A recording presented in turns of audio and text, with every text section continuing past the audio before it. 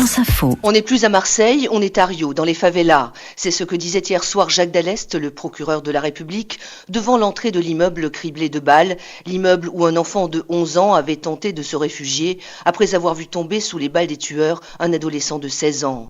Les enquêteurs évoquent une expédition punitive sur fond de trafic de drogue. L'adolescent était connu de la police et le gamin pourrait avoir été un guetteur. Le 7-9 sur France Inter. Bonjour Sophia Aram. Bonjour. Ce matin, en venant au studio, je flippais grave ma race à l'idée de me retrouver à côté de vous, Marine Le Pen. Je m'étonne qu'on s'étonne que je réclame la peine de mort dans ce cadre-là pour les trafiquants de drogue. Mais par définition, les trafiquants de drogue sont des tueurs en série. Et donc, si la peine de mort était rétablie, ces tueurs en série seraient les premiers à devoir la risquer. Je maintiens cela. Et puis, j'ai entendu tout à l'heure vos déclarations sur le rétablissement de la peine de mort pour les trafiquants de drogue, et j'ai compris que ce n'est pas de vous dont j'avais peur en venant ici, mais de vos idées. Sophia Aram, Bien, merci. vous devriez plutôt avoir peur des trafiquants de drogue. Europe 1. Bonjour Jean-Pierre Mariel. Bonjour. Ça vous fait peur de vieillir Mais j'ai pas peur de vieillir, je suis vieux. Si j'étais jeune, je pourrais avoir peur de vieillir. RMC. La réforme des retraites, texte voté, loi promulguée et des syndicats toujours mobilisés. Nouvelle journée d'action qui englobe les retraites mais aussi les salaires, l'emploi. Des préavis de grève ont été déposés dans 19 réseaux de transport urbain. Europe 1. Je suis né en 32, ça veut dire quoi, ça?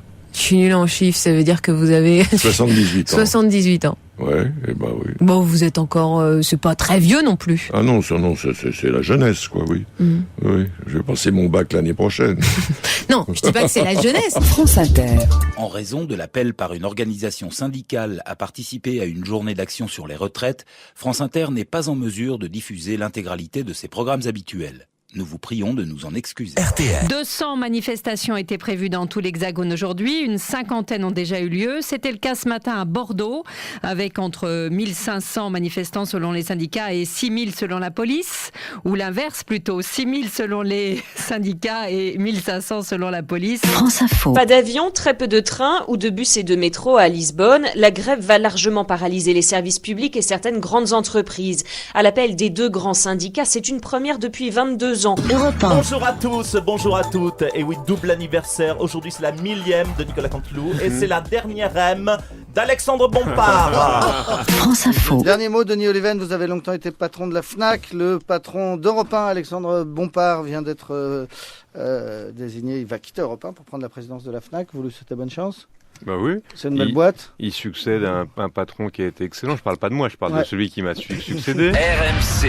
Audrey Pulvar, vous venez de l'entendre, qui, on le sait depuis ce matin, qui va perdre son rendez-vous politique quotidien sur la chaîne Tout Info iTélé, mais qui va retrouver un autre rendez-vous qui ne sera probablement pas politique. Alors, RTL. iTélé, la chaîne pour laquelle elle travaille, l'a donc suspendue comme une andouille chez le charcutier. Elle a désormais deux choix. Soit poursuivre son histoire d'amour avec Montebourg, ça rime, et être privée de télé, soit sortir avec Stéphane Plaza, elle aura moins de soucis et un super appart. RMC. avec moi, Albert Ripamonti, qui est directeur de la rédaction d'e-télévision, mais tout de suite, avant de lui passer la parole, je voudrais qu'on écoute Paul Vermus, qui est également en direct sur RMC. RTL. La suspension est une excellente occasion de faire la place aux jeunes journalistes. C'est pourquoi j'en appelle à la responsabilité de la classe politique et je demande à Nadine Morano de séduire David Pujadas afin qu'il soit également suspendu. François Hollande, moins 19 kilos sur la balance, irait parfaitement avec Claire Chazal. RMC. Vous pouvez pas dire autre chose de toute façon, puisqu'elle était aux ordres de la direction. En plus, parce que Audrey Pulvar aux ordres de quelqu'un, vous faites preuve d'une grande hypocrisie. Non, pas du tout, vous faites preuve d'une grande hypocrisie. Vous avez peur de votre ombre. Manu, sur Fun Radio.